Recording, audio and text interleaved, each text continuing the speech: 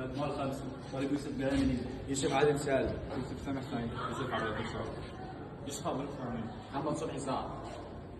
الإجراءات الواجب اتباع إذا تعرض شخص لصدمة كهربية.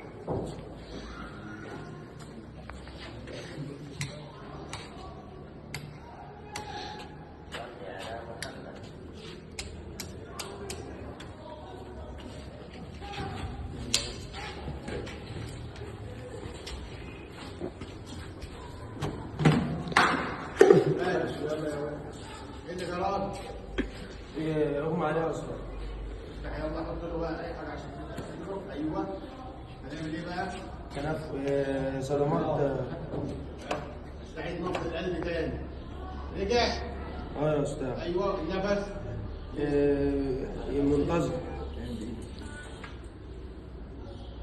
حط لي نفس يا استاذ.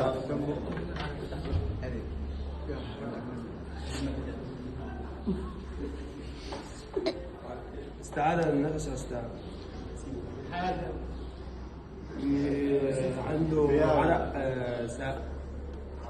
هنعمل له ايه بقى كده؟ محلول سكري. كيلو الميه.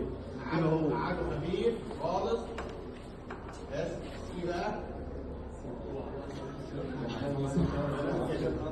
سيبه بقى خالص. نزل رجله بقى بقى. من تحت دماغه. الناحية التانية يا جحا. بس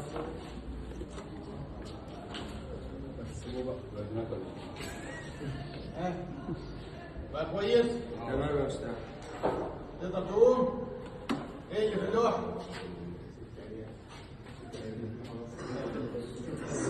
ايه اللي كهرباء؟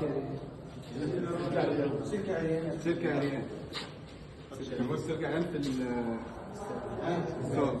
كده لو احنا اتبعنا لبعض السلامه والصحه الماليه ما كانش جميله كهرباء. عقبات الصدمه كهربائيه. كده مراحل ايه؟ صدمه كهربائيه.